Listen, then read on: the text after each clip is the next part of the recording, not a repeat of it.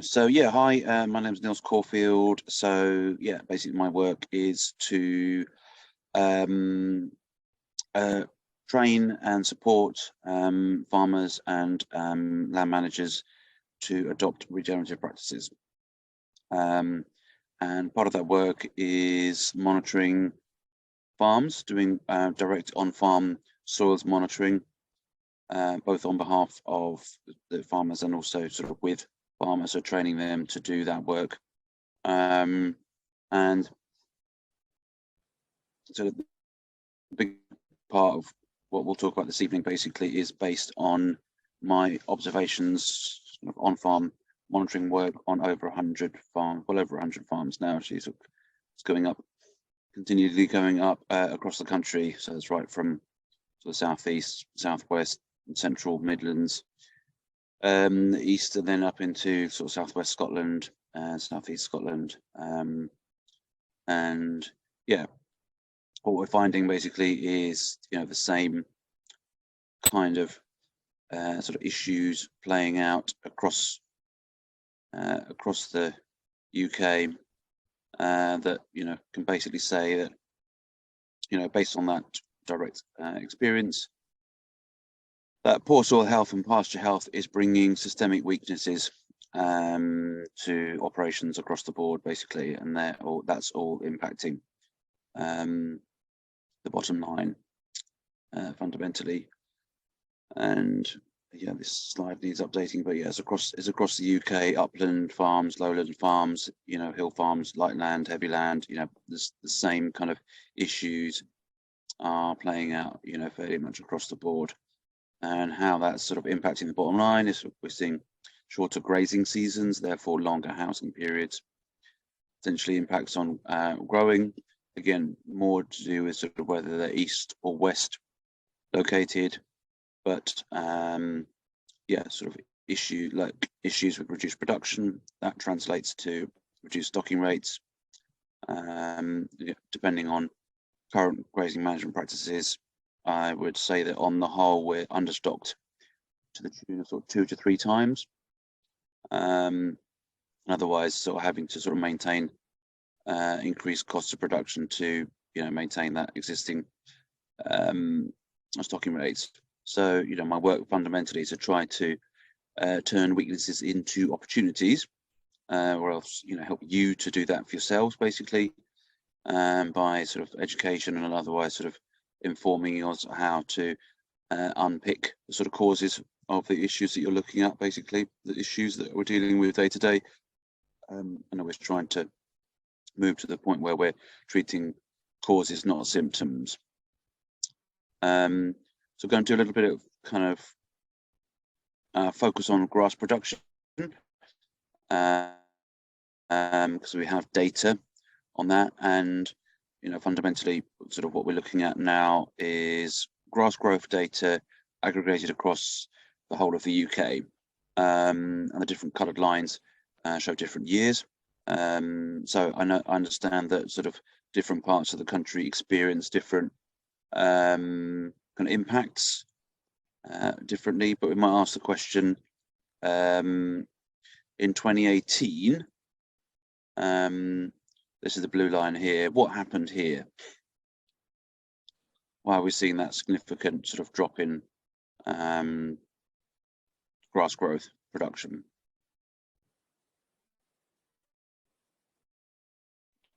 That was a drought, wasn't it?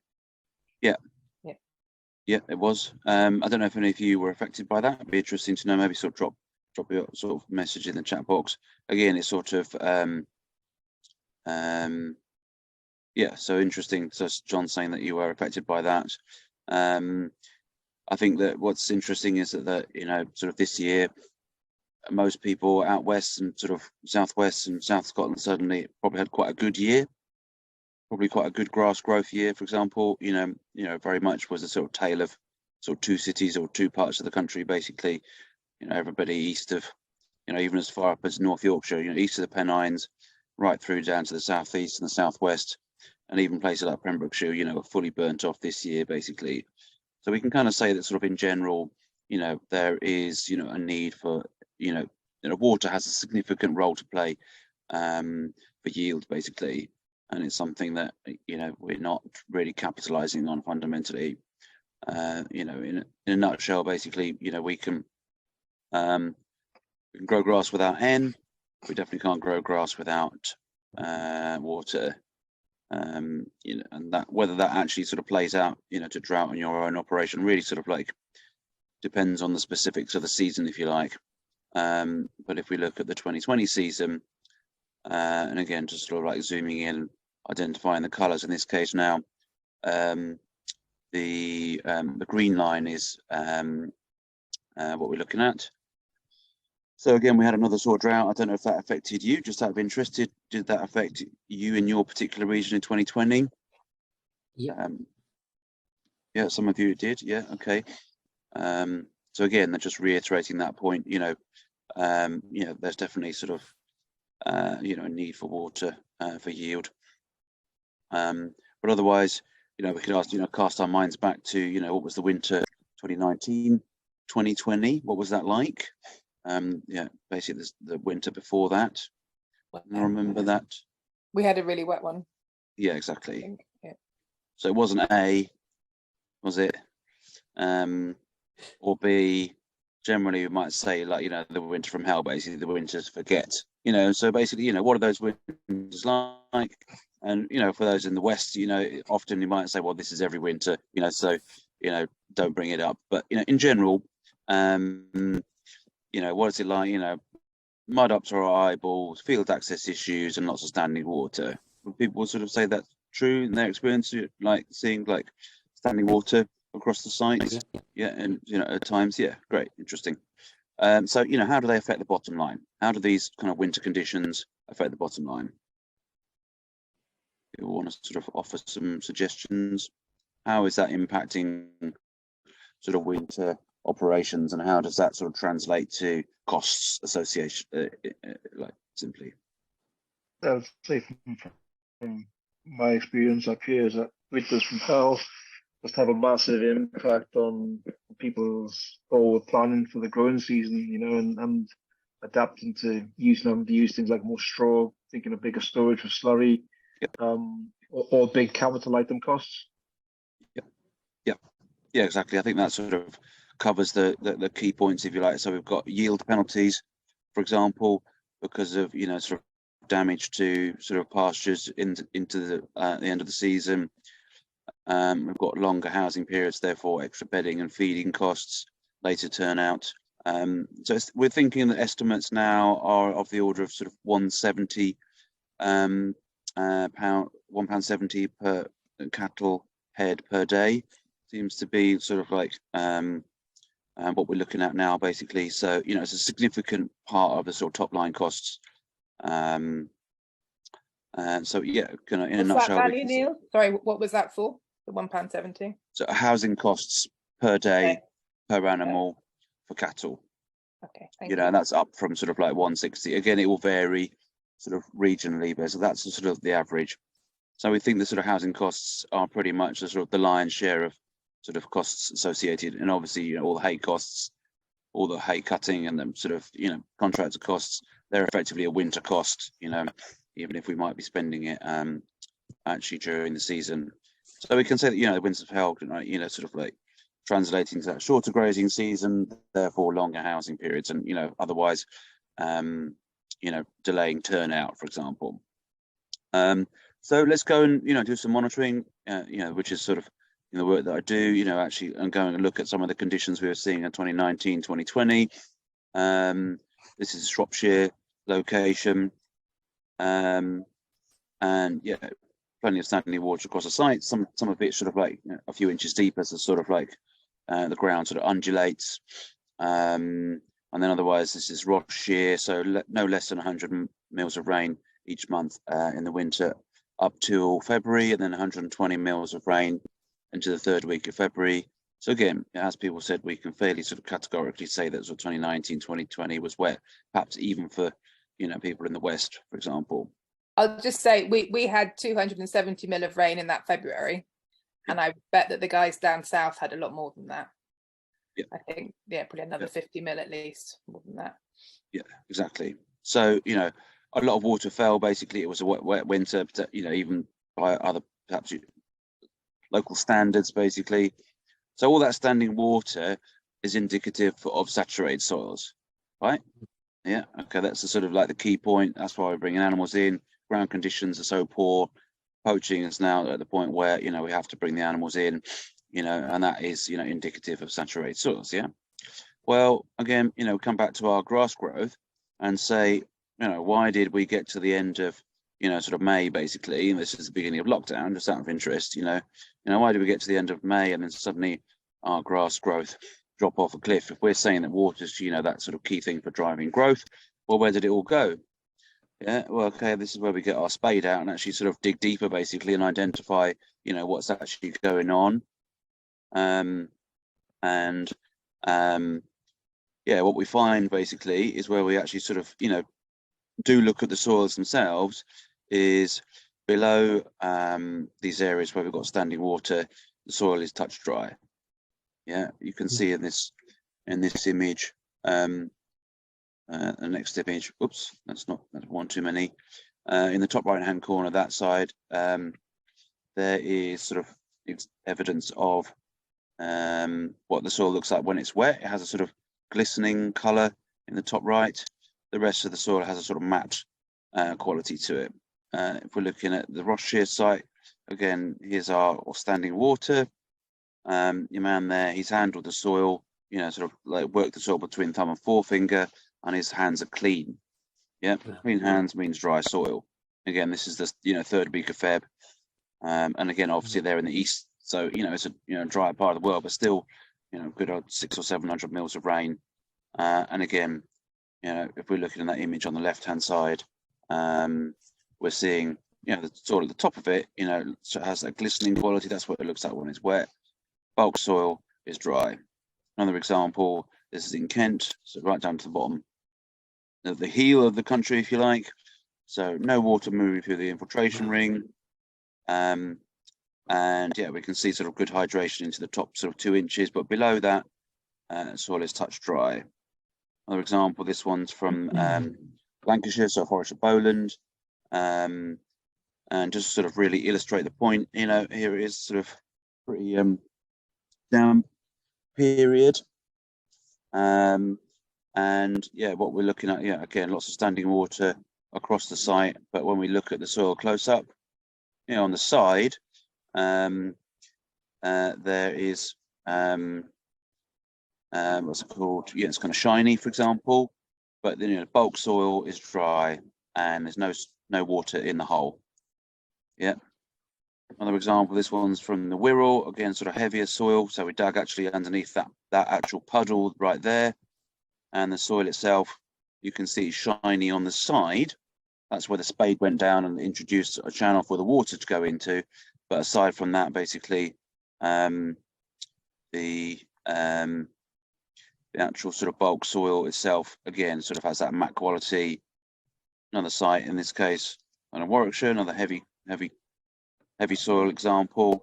Again, lots of, I'm not sure, that's not really playing, but anyway, yeah, zoom in on the soil. If it stays still, again, that same example. Final one, this one's from Sussex, loads and loads of standing water across the site. But then when we look at the soil, again, it has that sort of matte quality to it, basically. So yeah, we're looking at, you know, a dry soil. So it's wet on top, but dry underneath. Yeah.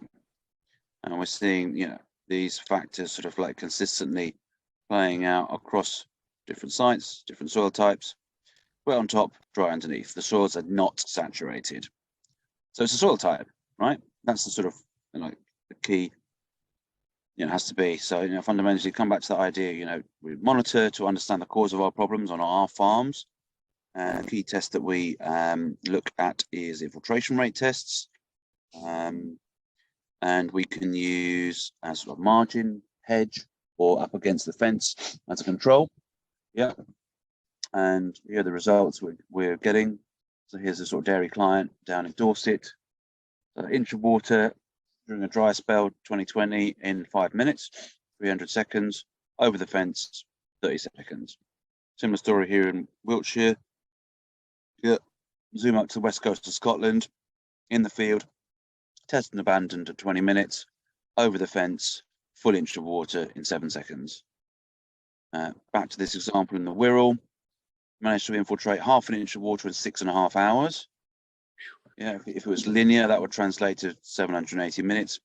Up the inside of the fence, up against the fence, full inch of water, 8 minutes. Yeah, so 100 times quicker. Similar story, Yorkshire Dales, test abandoned after 2 hours, about 5 mils of infiltration. Over the wall, full inch of water in under a minute.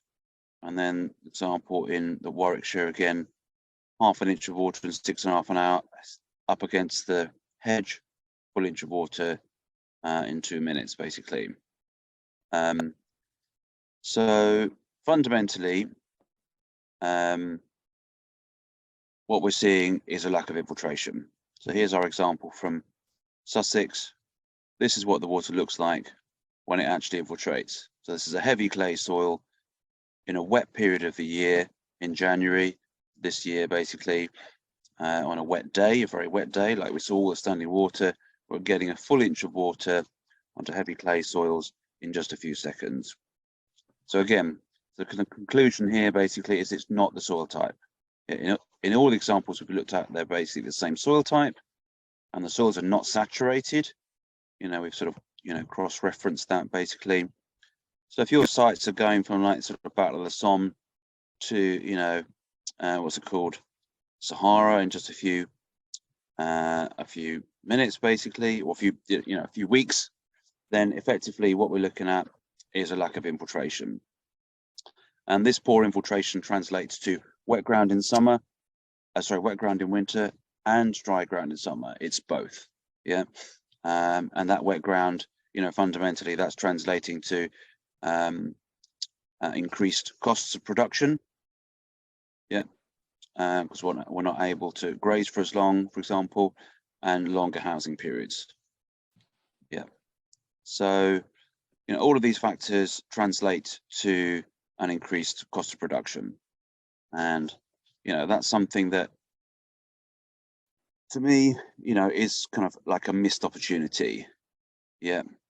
And again, in those situations where we have experienced periods in 2018, a little bit in 2020, if we are getting the water into the soil, yeah, and we're removing sort of water as a limiting factor, basically, then what's going to happen to our growth at this point here where the red line is?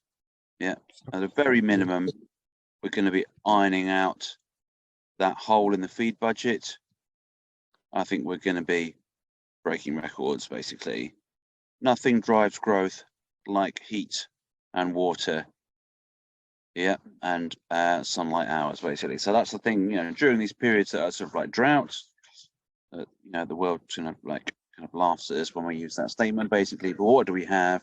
We have long cloudless days, lots of sunlight, increased sunlight, or cloudless days, so increased solar gain, for example, elevated temperatures, and once you remove water as a limiting factor, we're able to drive growth fully into those periods. And that's why this year was such a good year for you out in the west, is because you had the elevated temperatures, but you had the steady rain. Basically, you had that input of rain every 4 weeks, for example, or so. When it got a little bit dicey, had a nice little sort of douse, half an inch or so, and that just carried us through, basically. But the take-home message here is, in all cases, we're not maximizing our water resources, our rainwater resources. And again, the rain is one of those things, one of the few things that's totally free. People are not bagging up and selling back to us at elevated prices. And, based on my observations, I reckon that we're about 20% use efficiency on rainwater resources. And that's a missed opportunity in terms of production, and it's an increased cost in terms of winter, basically. So we can say that fundamentally, we're not looking at saturated soils, we're not looking at soil type issues, we're not looking at elevation issues, we're not looking at, sort of exposure issues, tenure issues. Basically, what we're looking at is management issues. Basically, management is the key.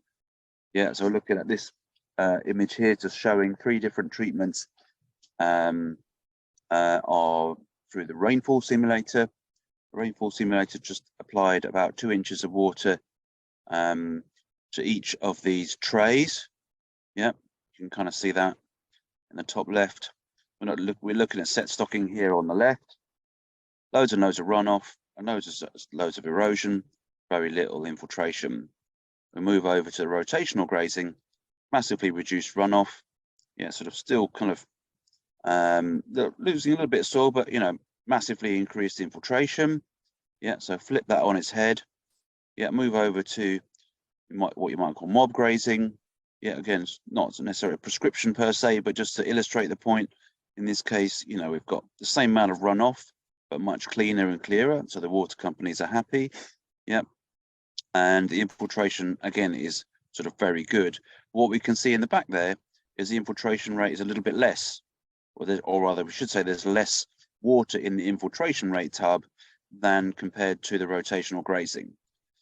So if we're saying that there's the same amount of water applied to the surface of the tray, and that's the whole point of the rainfall simulator, it's equal input of water, same amount of water in the runoff tray, less in the infiltration rate tub. Where is that water now? Where must that water now be? In the soil. Still in the soil. In the soil. In the soil, exactly. There's nowhere else for it to go, basically. So by changing our management practices, we've significantly increased infiltration and water holding capacity. Yeah, we're doing both. Seems counterintuitive, basically, but that's what we're seeing. Yeah, and we're seeing that from improved soil structure, soil aggregate structure. Basically, effectively, we're looking at a broken water cycle, one where we get lots of surface water issues, hugging, poaching, flooding, etc., as opposed to a functioning water cycle where the water percolates through a spongy soil, basically, and then re-emerges as springs and groundwater recharge, for example. So fundamentally, the key point with the water cycle is all the water that we can see should have passed through a soil phase, because the soil covers all the land, the rain falls on the land. Yeah, and if it's functional, it infiltrates, it percolates. Yeah, thus allowing us to stay out for longer, shortening our housing periods, improving ground conditions, or it runs off, basically. So what's all of this indicative of? What's this representing to us in terms of soil terms? Well, fundamentally, it's indicating aggregate structure or the lack of aggregate structure or crumb structure. You could say, so use a baking analogy to illustrate this point. So who eats biscuits here? Yeah, good. As we all know, basically, the base ingredients in biscuits are sugar and flour. Your individual sugar particles, your individual flour particles are effectively the same size and shape as each other. Yep, so it's a homogeneous material. You add a binding agent, you now create a very non-uniform or heterogeneous material. So we've got sort of lumps in here that might be sort of 1/2 inch across, and some that tiddlers or a couple of mil, for example. That's now something like a sort of bowling ball next to a tennis ball. So we significantly changed the consistency of that material just by adding a small amount of additional material binding agent. So it is in the soil. So our granular material is sand, boundary material is clay, again, very homogeneous. Yeah, if we allow those materials to pack, self-organize, basically, large numbers of very similarly sized and shaped materials will form a dense, blocky, solid or heavy structure, basically. Yeah. Or if it was very light soil, just a very structureless material, basically. Yep. However, if we add binding agents to the soil, things like, slugs, for example, slug slime, that kind of material, very sticky, and it's kind of like recalcitrant, basically, gels, slimes, biotic glues, for example, we end up with an open structure, again, heterogeneous, or a loose structure. Yep. But it's the organisms, it's your fungi, your bacteria, and your protozoa, for example, that are producing these gels, these slimes, and sticky substances that are binding together your soil structure to create this sort of loose and open structure. Yeah, so we're looking at these sort of rounded and bobbly structures around the roots. They look a little bit like mini earthworm casts. They're not earthworm casts, basically, but they look like that, yeah. And it's that rounded structure, and also the fact we can see into the soil. Yeah, we can see sort of channels, shafts, alcoves, for example. You know, we can really see the interior of the soil, basically, as opposed to it being a sort of a dense, solid mass. And you can think of that a little bit like a mine, basically. So aggregate structure is like a mine, basically. So we're taking, you know, a dense mineral material that's solid, yeah, and we're creating channels, roots, shafts through that, basically, that connect areas of that space together, basically. And the key point to sort of iterate here, basically, is that aggregate structure, or that sort of mine, the structure in your mine, you know, those pit props, you know, they're wooden, aren't they? So it's a carbon-based structure, basically, that's holding open your soil, giving it that open structure, basically, that allows water to percolate through it. It allows air to be exchanged in and out, basically, so we can get nitrogen down to our nitrogen fixes.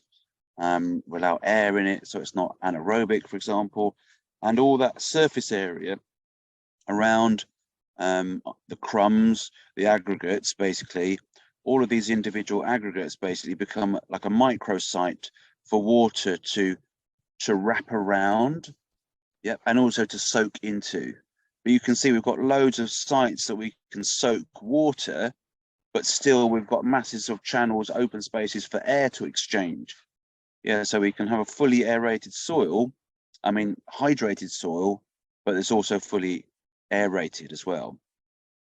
And in simple terms, basically, this is what a sort of healthy soil looks like, basically. This is how it behaves.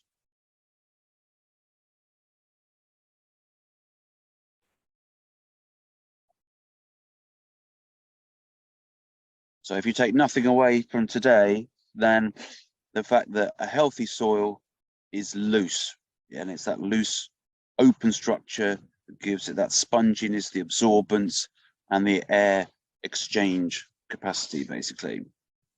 That said, the opposite of aggregate structure is not nothing.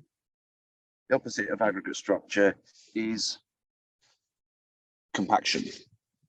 Yeah, seems slightly odd to say that, basically. Normally the term compaction sort of suggests some kind of compressive force that's been applied to the soil. But actually the fact is that once you remove the aggregate structure, the soil has no choice, basically, but to pack, yeah, self-organize into a packed structure, basically. So the opposite of aggregate structure is compaction. Yeah. Obviously, with the exception of, you know, localized areas, like, you know, wheelings, you know, gate openings, etc. But for the bulk soil and the, you know, the main parts of the pasture, the reason why these soils are compacted, and that's effectively what the issues that we are highlighting with the infiltration rate, is that these soils are compacted,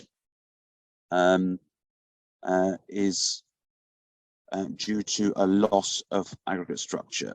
So let's look at some of these examples of soils side by side. So again, there's our compacted soil on the left and our aggregated soil on the right. Aggregated on the right, compacted on the left. Yeah. And here's our Sussex example, you know, heavy clay soil, compacted on the left, aggregated on the right. Yeah, and we're seeing that those infiltration rates closely correlating with aggregate structure. Yeah, where we see good infiltration rates, we see good or excellent aggregate structure. Yeah, and this is our sort of Sussex example. Again, the very heavy soil.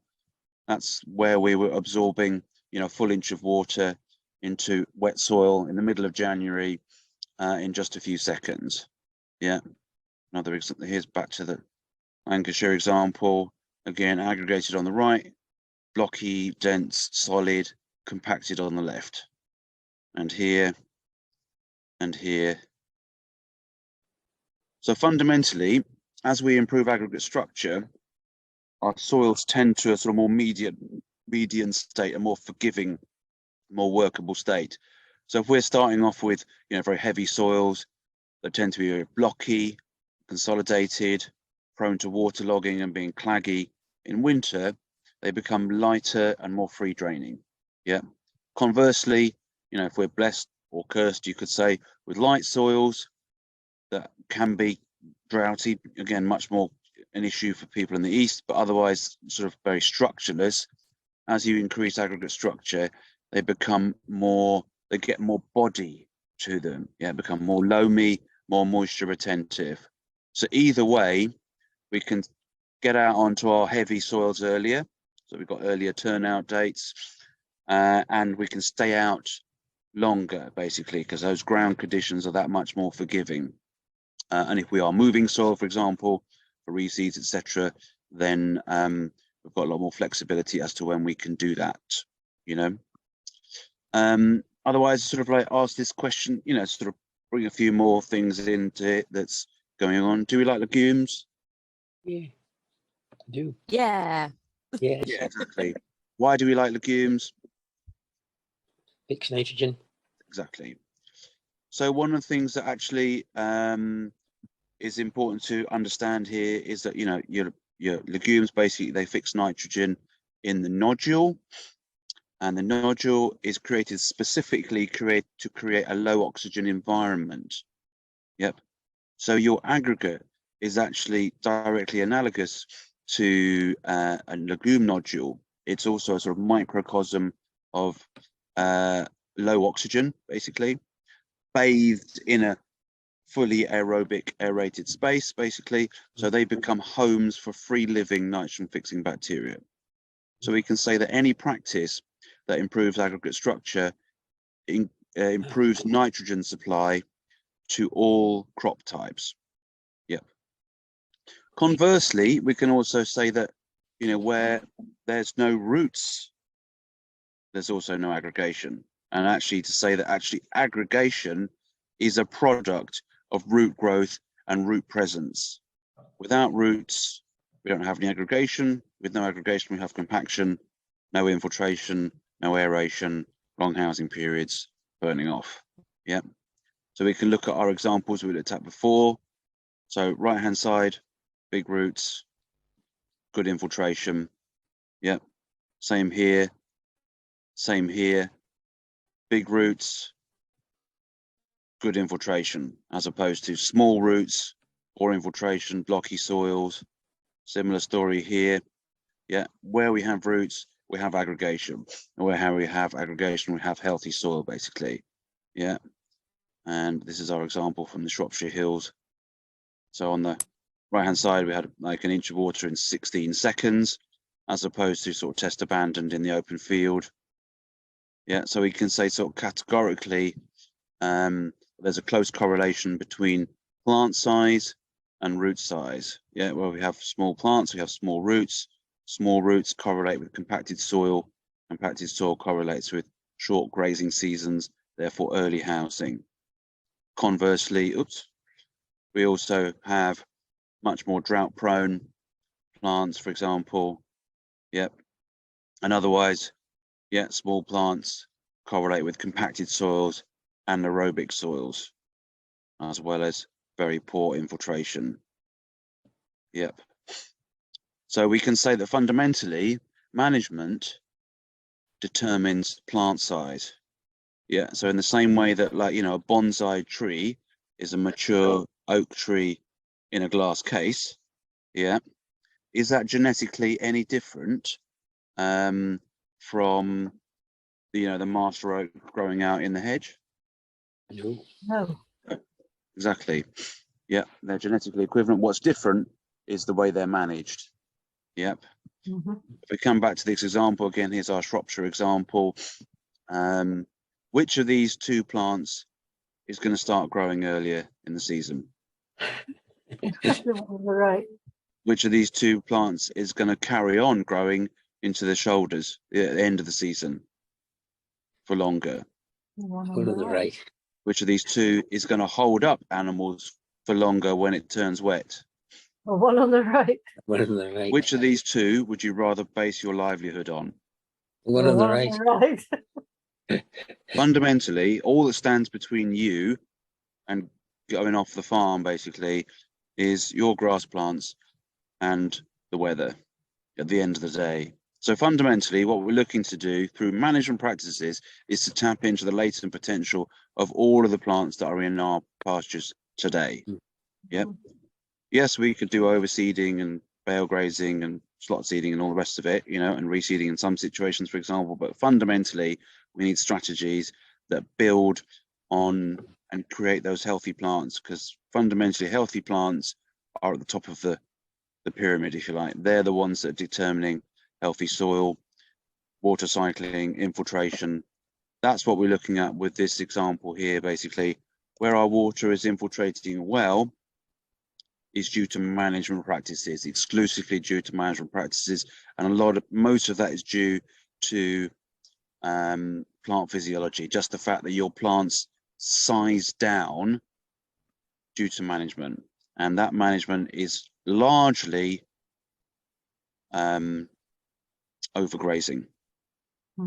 Yep.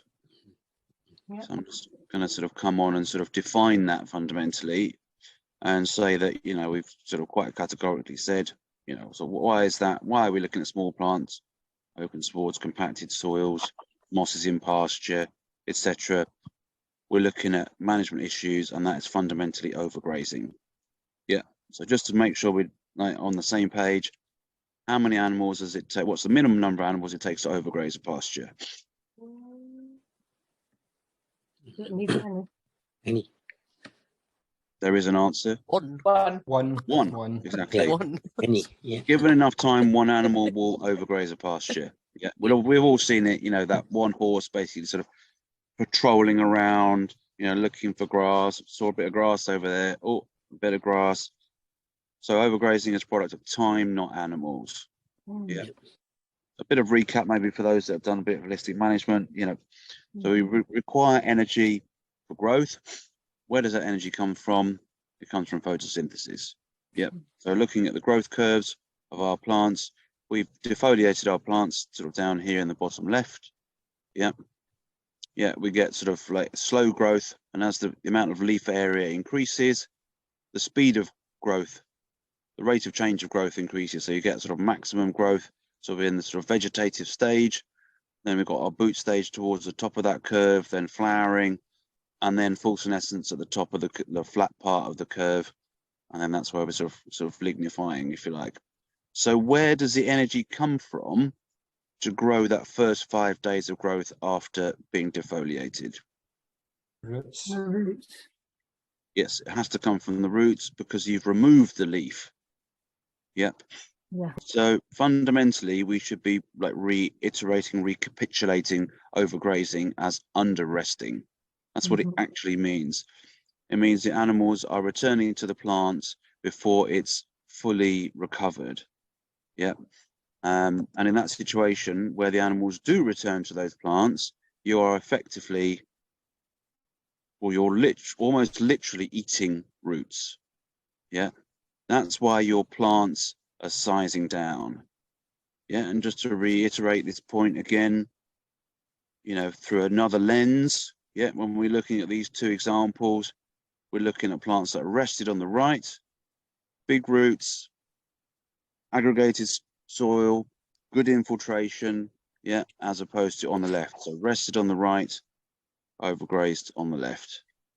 Rested on the right, overgrazed on the left. So we see that with the plant size, we see it with the soil structure, and we see it with the infiltration. So fundamentally, we can say that the power of rest will deliver deep rooting rather than shallow, loose soil rather than blocky soil, large plants rather than small, deep soil profiles with the good organic matter, for example, as opposed to shallow and poor. Yeah. And, you know, it all comes back to the fact that our soil now behaves as it should do, basically.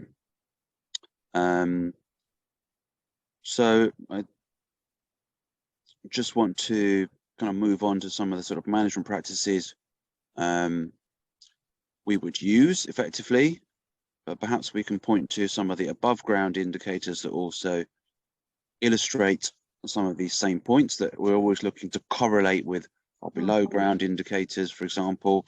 Yep. And we can be looking at sward density, bare soil, and sort of undesirables, you could say. Fundamentally, the primary plant that I use as an indicator of overgrazing are running grasses. Yep. So these are grasses that have very superficial growth habits. You can see that's the full rooting system going on there, basically nothing more than that. And when we look at the actual plant itself, you can see we have these long kind of shoots with little leaflets along the length, basically. So fundamentally, your running grass is shallow rooted with small leaf areas. Yeah, this is the reason why most reseeds, for example, or otherwise sort of pastures become sort of tired, in inverted commas, is that we're losing the clumping grasses out of the sward. Yeah, so we can do our sort of observation to illustrate, effectively what kind of sward density we're looking at. Fundamentally, sward density refers to the number of clumping grasses or broadleaves in your pasture, basically, perennial broadleaves and clumping grasses, yeah, and the spaces between them or lack thereof, basically. So we can do our assessment. What you need to do, basically, get down on your hands and knees with your quadrat and just pull apart what's down there, remove any, anything that sort of isn't well anchored. Yeah, and generally speaking, your running grass is a good example of that. And then once you've finished that, compare that to your starting point on the right hand side, and you can see in this instance we might be at something like 50% running grasses. And what is sort of causing that to happen? Well, fundamentally it's because we are arresting succession. Yeah, we're knocking succession back to the point where we're creating bare soil. Yep, that bare soil is created through the process of overgrazing. So overgrazing is suppressing our clumping grasses to the point where they've become very small and weak, and then they eventually die. Yeah, and once they've died out from the pasture, we've created all these bare soil areas that that running grasses can then colonize. Again, plants that grow horizontally, have a creeping or expansive habit, have a sort of grazing avoidance strategy rather than sort of grazing tolerance strategy. They sort of grow low to the ground, and grow below the parapet, if you like, grow below the grazing height. And fundamentally, your ryegrass plants, your cocksfoot plants, nothing beats them in a straight fight. Yeah, so there's got to be some kind of suppressive force that's removed them from the pasture, allowed these open spaces to occur, that then become colonized by these bare soil colonizers. Effectively, that's what sort of running grasses are, or otherwise surface dwelling plants like mosses. Yeah, so mosses would be another example of an early succession plant. Yep, very superficial, grow on like walls on roofs, for example, grow without soil. Those are all indicative. So here's our example of a site, and we might even be looking at 60% mosses here. So we're looking at a very, very low sward density. And what's that sort of indicative of? Well, fundamentally, again, sort of correlated by the fact that we've got very blocky soil. Yep, we know implicitly that mosses are sort of like associated with moisture, high moisture conditions, sort of boggy conditions, basically. But we're correlating that with the fact that our soils are actually dry. Yep, through our direct observation, checking that like our infiltration is not happening. So basically 0 infiltration. Yeah, so we can basically sort of infer from that that really what your mosses are indicative of is low oxygen, anaerobic conditions, or otherwise surface water kind of standing water, if you like. So, you know, how that plays out, basically, mosses again are an overgrazing indicator. We've removed the clumping grasses through suppressive forces, rooting depth decreases, soil structure is lost, soils become anaerobic, mosses invade, mosses replace grasses. And what is the result of that in terms of production? Poor ground conditions mean shorter grazing seasons and longer housing. Slower growth means shorter growing seasons. Smaller leaf and root means reduced total productivity, therefore lower stocking rates. And in dry seasons, that small root, poor infiltration particularly, would translate to burning off, basically. So what is our response to this? Basically, we need to look to apply best practice management. And that's where we'd look at things like the pasture health principles. And we'll look at some examples of those just to get us going. So the first top line, move your animals. Yep. Eliminate overgrazing and increase regrowth rates. For anyone that's set stocking out there, you are understocked to the tune of 2 times, basically. Yep. Moving from set stocking, yep, we can increase our utilizable grazing by 92%. Yeah, and these are conservative figures. This is from AHDB, not known for making their wild, unsubstantiated claims. But by doing that shift, basically, we will double production. Yeah, some people suggest it's even more than that. Yeah, and will massively increase growth rates.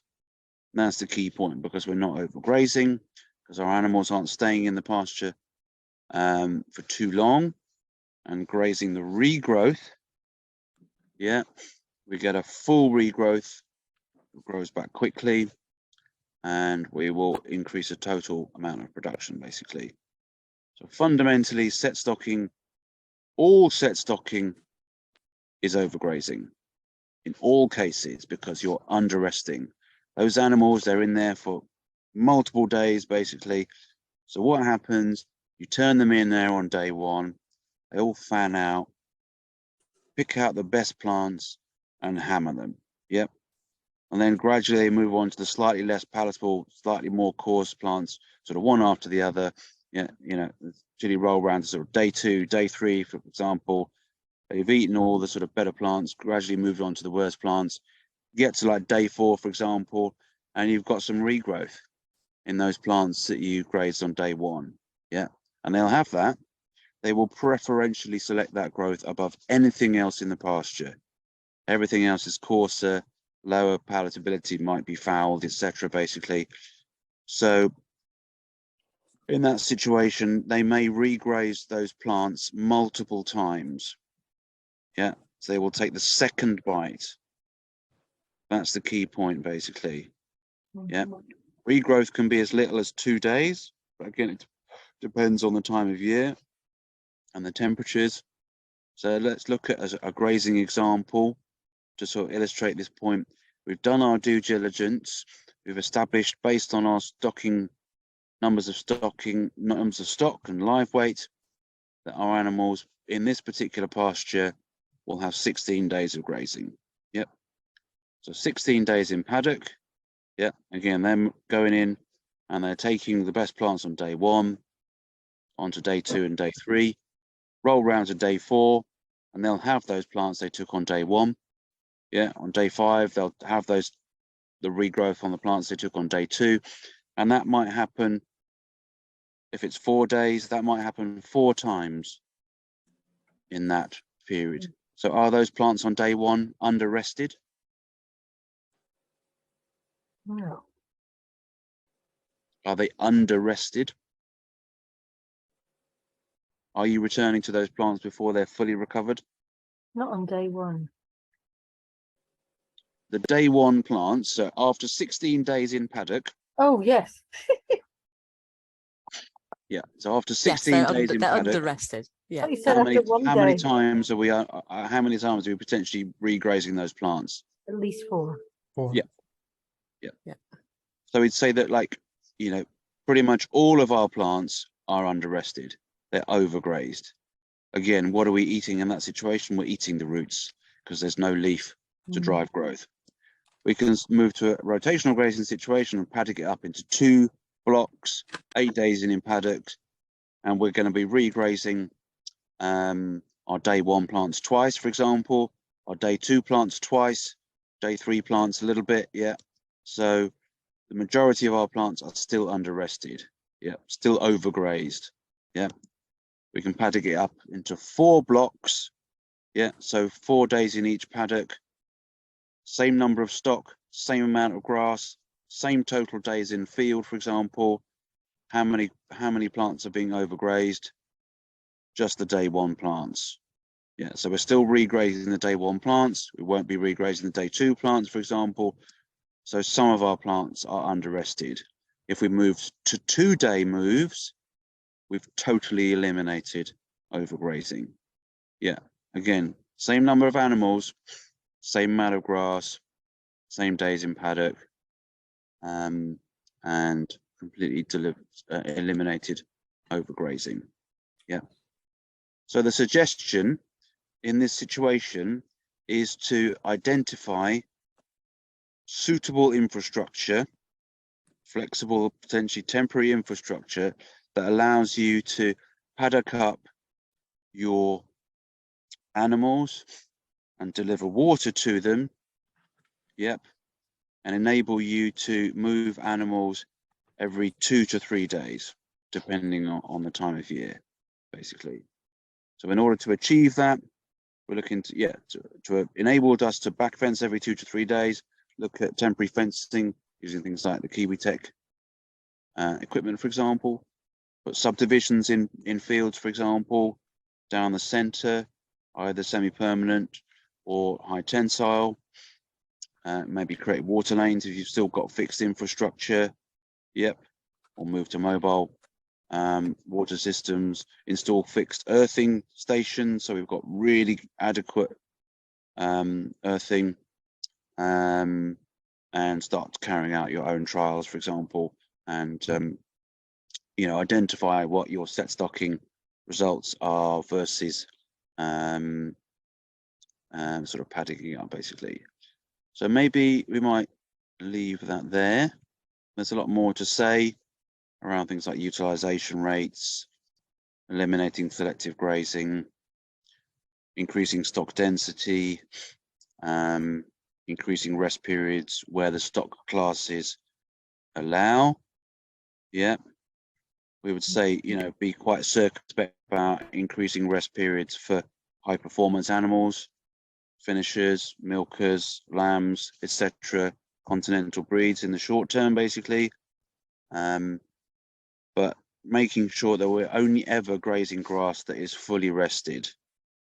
Yep, that's the key point, basically. Okay, so might leave that there and we can take questions. So how do you know when it's fully rested, Niels? So no squared off tips. Yeah, I know that one. So no squared off tips, and potentially one partially senescent leaf at the base of the sward, the base of the animal, the plant. At the Again, base. Okay. that'll be a little bit more determined by stock classes and those other factors. Yeah, again, key point to say high performance animals will struggle on taller covers. So, working with the right genetics or otherwise pushing those stock classes that you are running and using them to best effect, basically. But yeah, the minimum is no squared off tips. Okay, thanks. See, when you're talking about recovered, just in terms of, say, just the height of the grass, can the grass fully recover when you're first going from, say, a set stock into a rotational, do you find that grasses recover but are still quite short, or do they always have to reach the same length, or as time goes, their genetic potential starts to recover? How does that vary? Yeah, well, it varies site to site, absolutely. Heavily sort of overgrazed, again, heavily under-rested, probably sheep pasture, you may end up with, you know, plants heading out at like sort of 3 inches tall, 4 inches tall, you know, and that is really indicative that you're looking at stressed plants. That is a stress response, basically. So we might look at other sort of mechanical interventions, for example, you know, like if it's dry, we might put a sort of drum slitter through, or we might use a little bit of kind of foliar nutrition, for example, to help to drive growth in the short term. But is that to try and just to get that to try and fast track it back to what it should be with longer roots, etc. Yeah, I mean, again, we can't expect our plants to just suddenly, you know, turn into like, you know, super beings in, you know, overnight. So I think that it's got, you know, you have to sort of like look, take it sort of horses for courses kind of situation, basically, but don't necessarily expect just being able to use the tool of rest delivering on significantly sort of increased cover heights. It will a lot be dependent on historic grazing management practices, basically. Yeah. So who's got his hand up? Yeah, cheers, lads. Yeah, we really enjoyed that, and I guess there's loads of stuff we can chat over. And one of the things, I don't know if you, I was just looking at your website there, and as you were speaking and what you do and things, and the one of the things I've been exploring recently is the power of following land. And you know, quite often we work with landowners, and they understand the concepts, they understand what they need to do. It's the financial and infrastructure shift of changing the grazing. Like you said, a lot of land that's extensively grazed. You know, a farmer will say, well, they're quite clearly overstocked. Their farm income is dependent on hitting a certain level of selling lambs, etc. So they want to keep carrying a high stocking density to get their income coming in. But it's that transitional shift of balancing, you know, well, how can I do it? And one of the things we've been looking at is a very simple measure that came about by accident on a project we were working on, was just following a piece of land, just saying, you know what, if you can afford to put that field and let it do what it wants to do for a full season, and then come back and look at it and see what's going on in there. It's maybe not a bad place to start from. I was just wondering if you've, you know, in your experience, tried these sorts of things. Yeah, Hugh. I mean, I think, yeah, fundamentally that's, you know, applying the rule of the tool of rest. You know, and it's, you know, it's sort of, some people often sort of term that as sort of complete rest. And I think, yeah, I mean, like fundamentally, rest is the most underused tool in grazing operations, and it is, you know, it's another free tool, basically. But you know, in the short term, in order to buy that kind of rest that we might need, if you like, then, you know, issues might be around stocking rates, for example. So if you are restocking, you can look to potentially delay restocking. Every week that you delay your restocking, that's a week of extra grass that's growing and wedge that's building up. Or potentially sort of bring in some sort of old silage or old, you know, hay, for example. If you can get some cheap forage, you know, just sort of, you know, you could strip graze them out across that in the field. So you could do a day on grass, a day on bales, and that would double the rest period straight away. But yeah, we come back to the monitoring, you know, fundamentally, you know, see what that rest is delivering. And otherwise you could be looking at putting control strips in, you know, a number of pastures, and, you know, then we can see what rest would be delivering on other pastures that we're not able to sort of take out for a year, if you like. Yeah. Okay, interesting. Thanks for that. Thanks, Hugh. So yeah, Heather. Hi. What? How long have? Well, do you have any data on how long it would take a field to get from like a 30-minute infiltration rate to a 1-minute infiltration rate? Is that possible? Given that you can't. I think so. I think yeah. so. Yeah. I mean, we're certainly like able to discount soil type factors, so underlying, you know, environmental factors, geological factors, you know, from the equation, and say that it is effectively just a management factor. But in terms of sort of how fast we're able to deliver on that, Yeah. I mean, I think, you know, again, it's a little bit of a piece of string question, and it's also perhaps a question to sort of, you know, this is about sort of also dodging the question a little bit, but to say that, you know, for many probably would say don't fixate too much on, you know, actual, you know, delivery dates, because we're talking about strategies that need to be rolled out across the whole farm, if you like.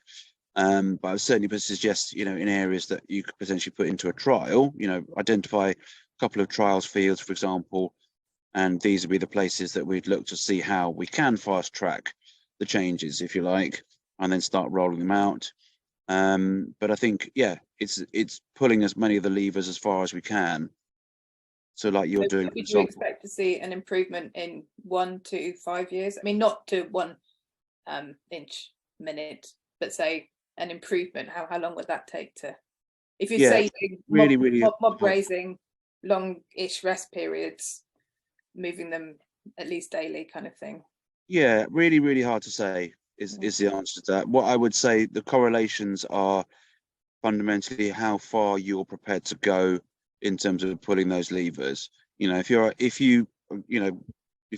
that's what you're interested in and really delivering that, then, you know, so that high level grazing stuff, like, you know, moving multiple times a day, like some of the stuff you're doing, for example, you know, moving to sort of like 4 moves a day, you know, and then sort of going with those really tall covers, and then really sort of non-selective, you know, really driving those long rest periods, and then making sure that where the animals are in there, you know, they're impacting every grass plant, so really triggering the growth responses from them.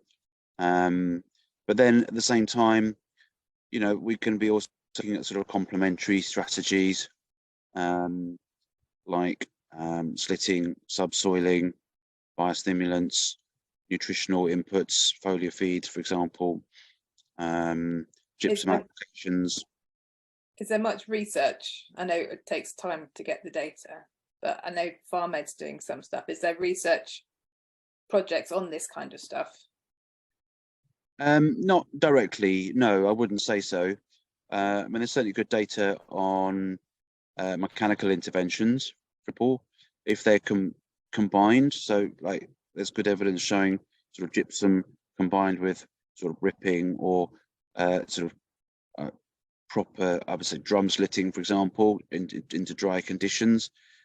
You know, so we're dealing with sort of bulk soil issues. I've certainly seen good results with the use of the Missouri tine drill, for example. So it's a shallow, low disturbance tine drill, direct drill, and that gave us from between the rip line, 1/2 inch in 1/2 hour, at the rip line, a full inch in 3 seconds, 5 seconds, you know, straight in.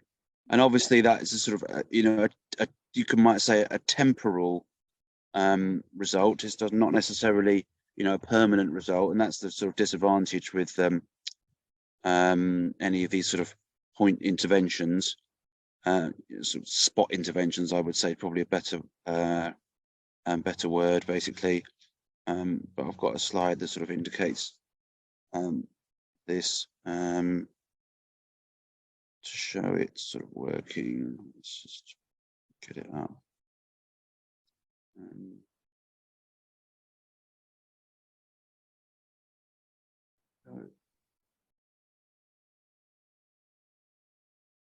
So these results, I think about 4 weeks after drilling. And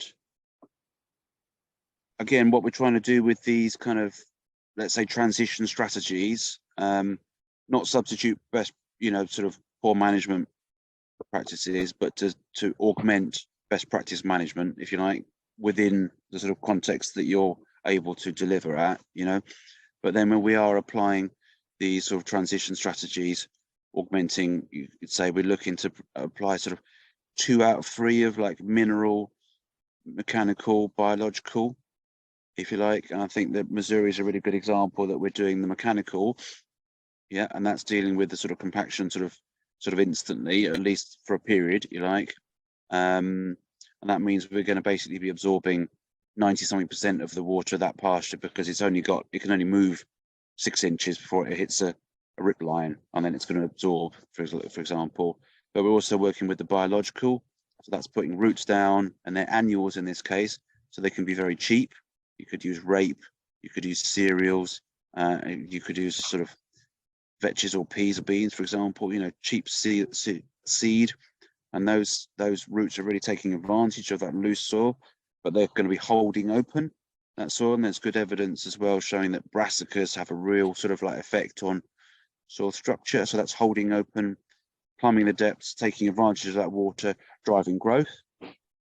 And that, that growth we can leverage as grazing, for example, or we could be slot seeding. And then also we've got the ability with the sort of Missouri to be putting product down the slot as well. So we're putting gypsum granules down the slot, or we could be putting a sort of like balanced, maybe a boron product, for example, again, to just try and stimulate release of nutrients from the soil profile.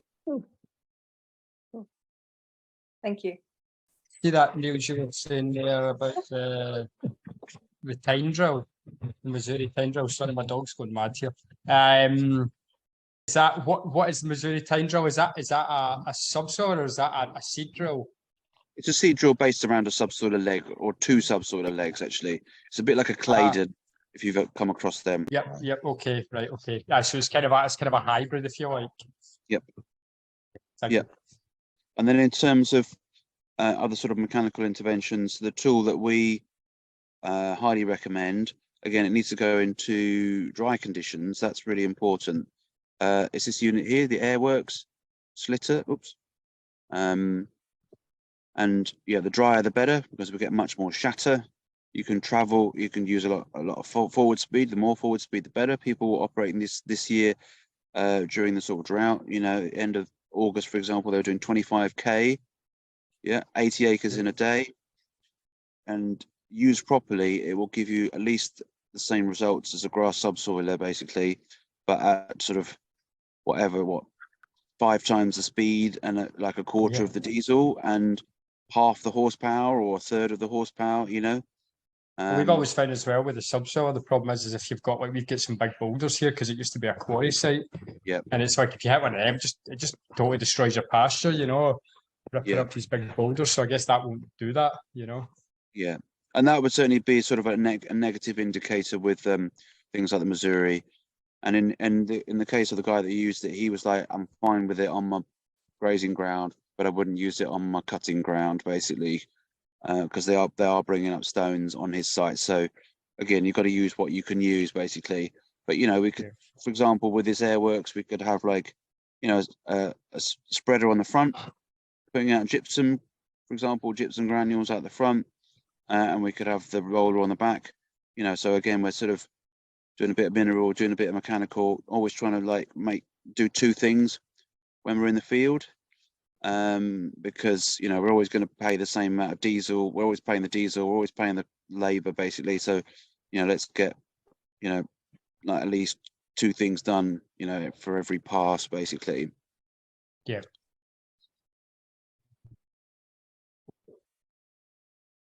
Have you ever done much work with sorry, Abby, you've got your hand up. Sorry, I'll let you.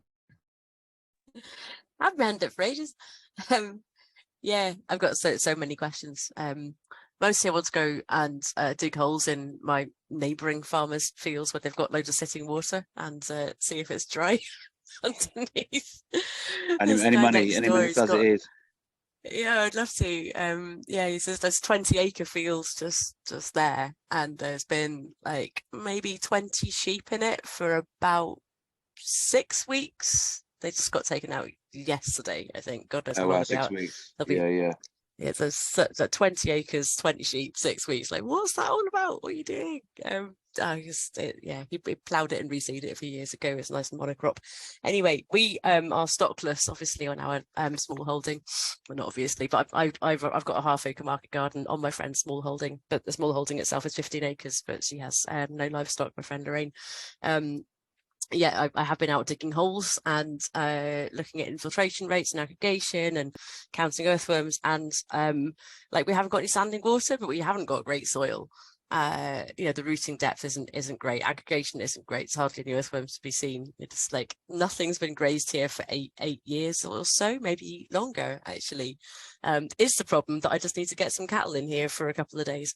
Are we talking about a market looking garden? after itself, surely. Otherwise, are we talking about a market garden context now?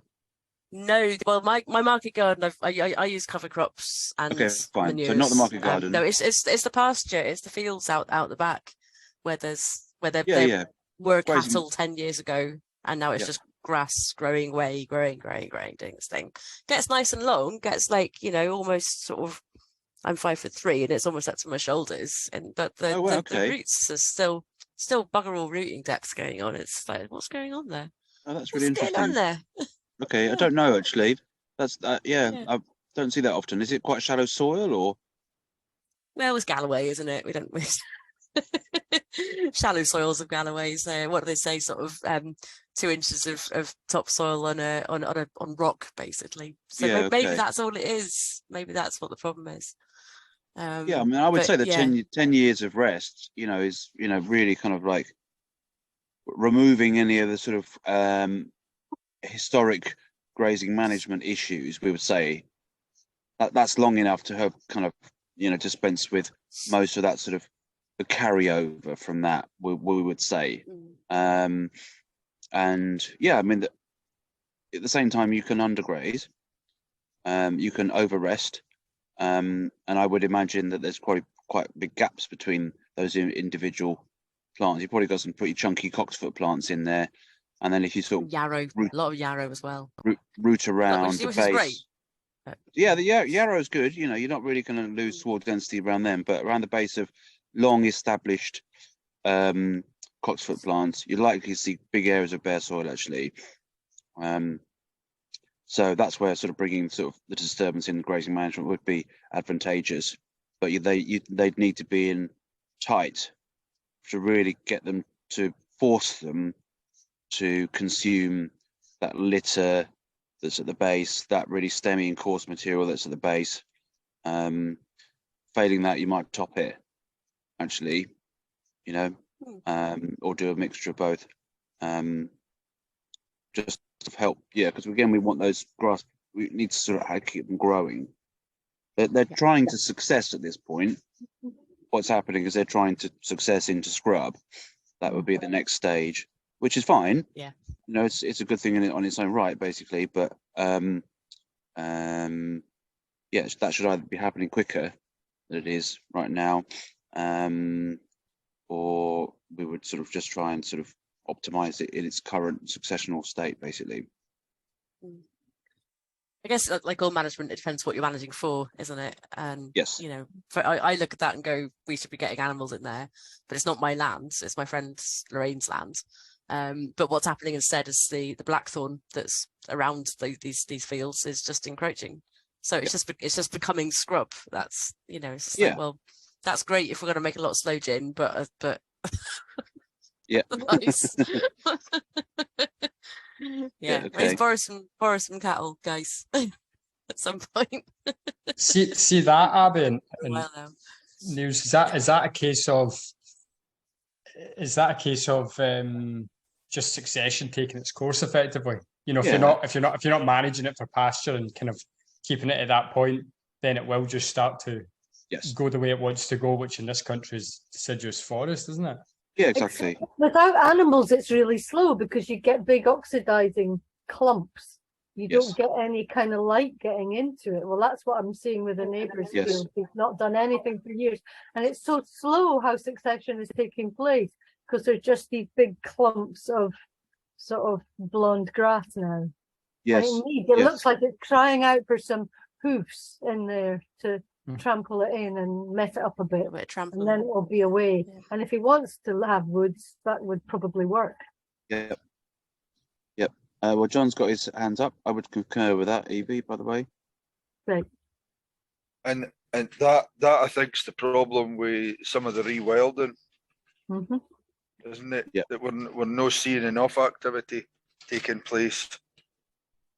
Yeah, I mean, So we're not getting performance, but we're not actually helping. yeah, yeah. Predators Yeah. too. Like no management or abandonment isn't directly analogous to rewilding. It can be, but isn't necessarily. But yeah, Is that because Any- you've got any- to any- have? Sorry, Yeah. Evelyn. Predators. yeah. Anyway, any questions about? I'm going to have to go fairly shortly, actually. Yeah. Um, Yeah, we normally finish by 9:30. We haven't covered any of the questions that are on the document that we were creating. Maybe fire them but over, that- and I'll give you some really potted responses. Yeah, yeah. I'm just looking at them now. Yorkshire fog. Whose question was that? So it's a low ME grass, early succession Was grass. that you? Was that Heather? Was it No, Tim? it's Timothy. He's coming Yes. back on. He's coming. Yeah, Tim's just coming back. His daughter's got chicken pox. So You heard his name. Fine. Um, Let me just make the answer. So low ME grass, early What's ME? succession, bacterially dominated. Oh. Yeah, generally What- correlated with what's poor ME? soil structure, low Metabolizable metabolizable energy. So low Okay. sugar grass, basically. So we think of it as equivalent to things like couch grass and creeping grasses. So again, indicative of overgrazing, historic management practices. Mhm. So just carry on with what you're doing. Keep the sort of like tight grazing. Make sure the animals don't leave it behind. Basically, we need to ensure it's subjected to sufficient grazing pressure. Basically, start suppressing it, and then to favour the more robust and more long-lived perennial clumping plants, basically. Which would be cocksfoot and Yeah, cocksfoot, timothy, ryegrass, Yeah. fescue. Will that come in naturally anyway? Yes. Yes, Right. but no reason you couldn't slot seed or overseed, or it depends if they will get established. But yes, they should germinate from the seed bank through that change in management, depending on how pronounced that change in management is. So that's Sorry. your answer, Tim. Just keep out what you're doing. That was the long question in the chat there. Yeah.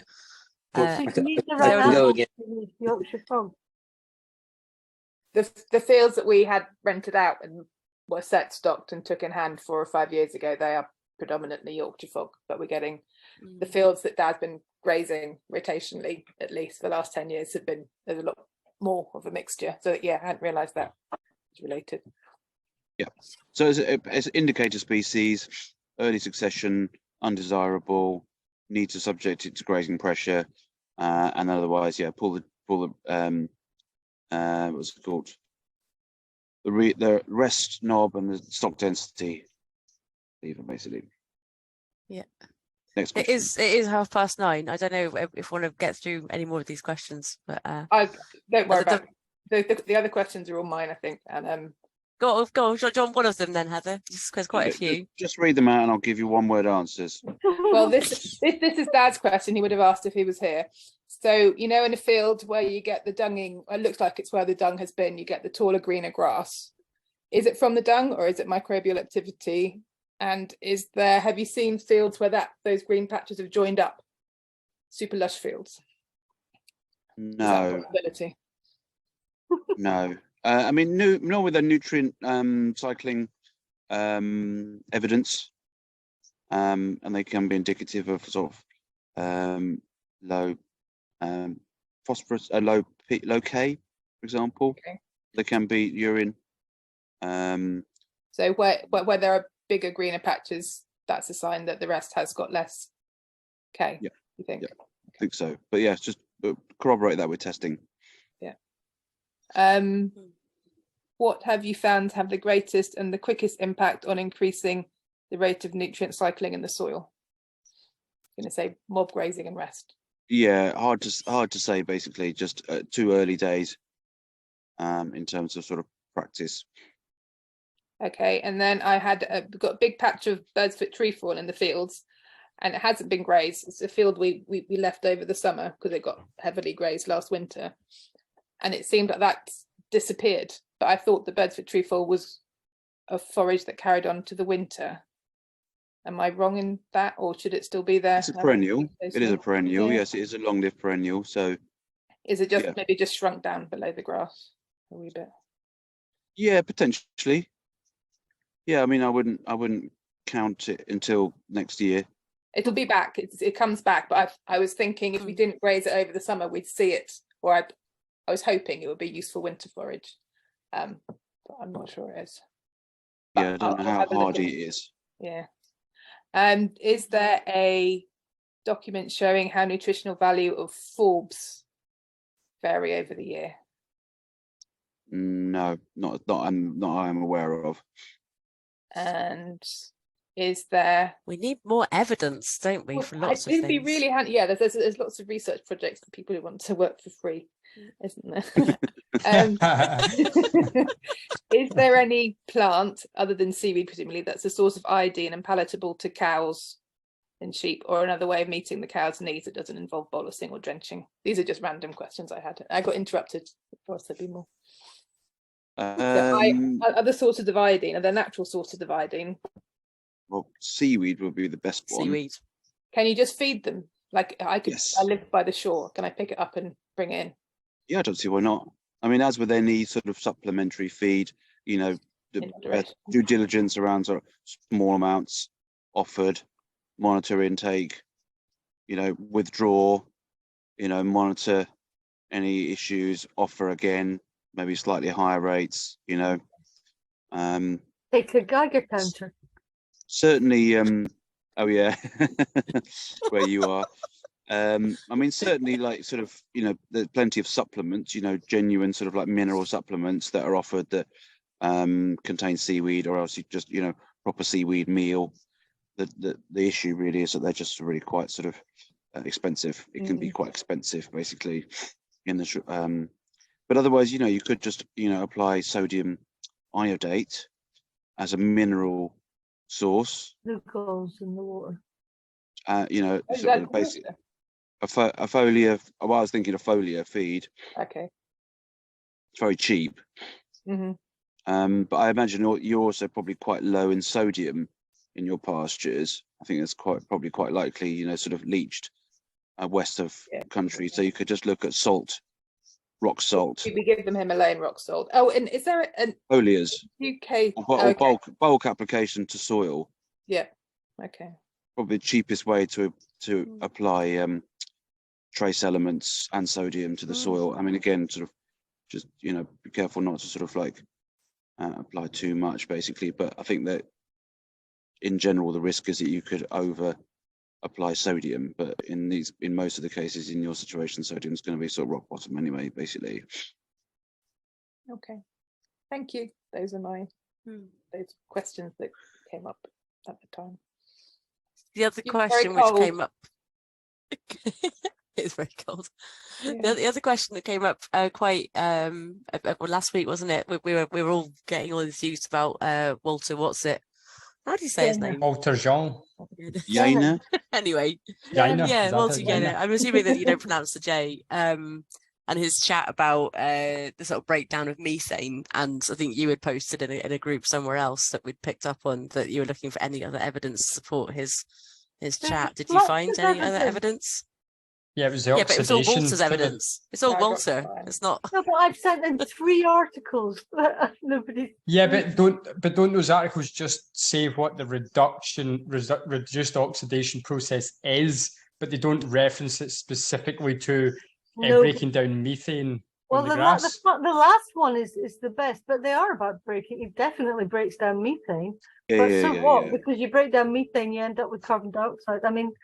No, but is it not saying, like, specifically, has anyone done a study on the methane that cows produce being No, broken no, down no, on no. a pasture scenario. No, there So hasn't. all cattle methane emissions, or all cattle methane contributions to atmospheric greenhouse gas are inferred.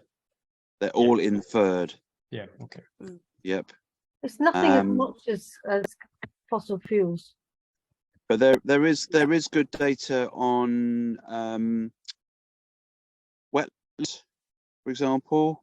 I've seen an example, a study from Hyderabad, I think it is. So it's a wetland, sort of coastal wetland, and they demonstrated that photooxidation reduced troposphere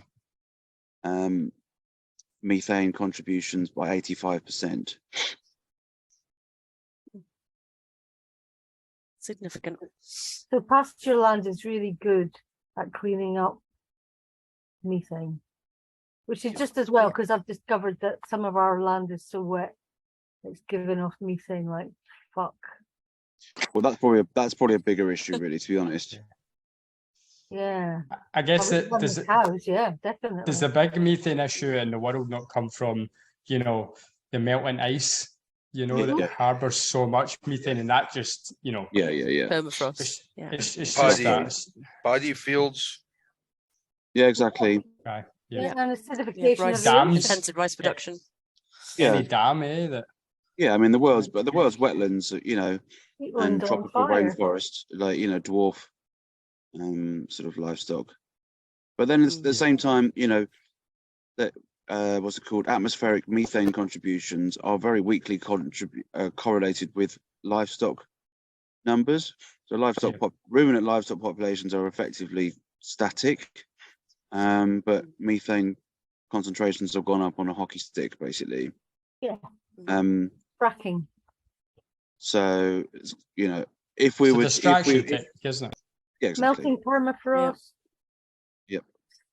Burning peatland.